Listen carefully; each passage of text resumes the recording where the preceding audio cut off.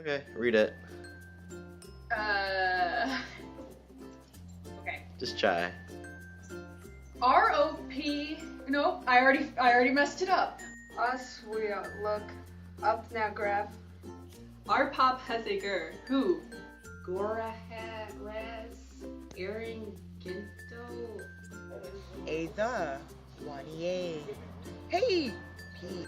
P-A-S-P-A. So, 2. Graph posto to Riberan con Grasshopper. So we had to read this poem in English class. I'm sure many of you were familiar with it. It's Grasshopper by E. Cummings. Most of us were really confused about this, including the people you saw beforehand. Here's what they thought the poem they read was about. What do you think it means? Is it about how a grasshopper hops around? I'm not really quite sure. Well, I feel like I should have been able to read between the lines for a few of these things. It looks like that says rearrange completely, Grasshopper, but this is not Karate Kid, and I don't know what Cummings is trying to tell me. The onomatopoeia at the beginning could be the sound that the grasshopper makes. And then you're looking to see, who is that? What's going on? And then you look kind of around to see what's going on. And there's the grasshopper. Maybe it's like how it hops around and kind of looks, I don't know. I think it's about his dead father and how he represents a grasshopper in his memories. Or it's just about a grasshopper. I don't know, it's just a bunch of gibberish to me. Well, none of them really got it, except that it has something to do with the grasshopper. So Hopton and I went to eNotes, which is where I go when I don't understand something. So I read it and I started to understand something, but whoever wrote this for eNotes, I really had to turn down the grammar for this because they were using some words I didn't understand, and maybe that's just because I'm trash, but I don't know. Anyways, I did get this one part that said the word grasshopper occurs 4 times in the poem. Its letters jumbled beyond recognition the first 3 times. The grasshopper's leaf captures the essence of the grasshopper, brings its name into proper arrangement. Well, I had no clue what that meant, so I asked Professor Young what the heck I was supposed to do, and he told me to go on YouTube and look up some videos.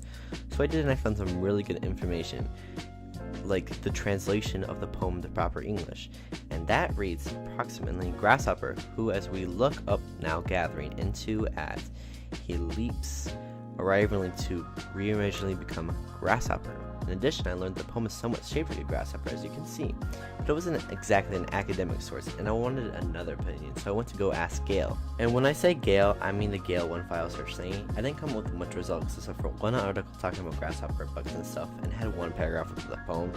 The only valuable thing I got out of it was this one sentence I read. For instance, it shows how the iconistic center and feminine of the significant shortcomings of language combine to set the grasshopper, which language is also free finally to render adequate and dynamic description of the animal.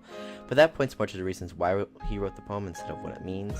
So I went on Google and just searched, and there's a lot of Reddit posts and Yahoo answers just asking about like what the heck it meant. And so I read a fair deal of those and a bunch of blogs talking about it, and this one actually had a really good image of the grasshopper that is formed by the words. So I went back to one of the YouTube videos that I liked the most, and I found the sources that this person used. I was like, hallelujah, this was a breakthrough I was looking for. I put them into Google and found an awesome website with quotes from different books all about this one poem. I especially liked the sentence that said the whole poem is an attempt to deal with words visually and create an art as a single experience, which was written by Sam Haynes.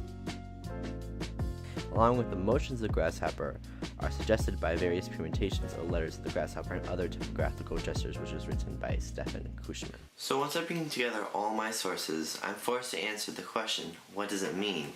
Now this is what I think, and there are many right answers to the question since this is a poem, but I believe that E. Cummings was not trying to make the poem for a typical statement and what it means, but a statement in that poetry is a type of art just like painting or design is. I believe that rearranging the characters of the poem is able to create interest among people who might read the poem by itself and ignore it. It's a mystery of what it means is what causes the person to read it, not the poem itself. In addition to this, the poem defines grasshoppers in the way that they leap. Therefore, it isn't until the grasshopper leaps that the character is rearranged to become correctly spelled. because that's when the grasshopper is defined.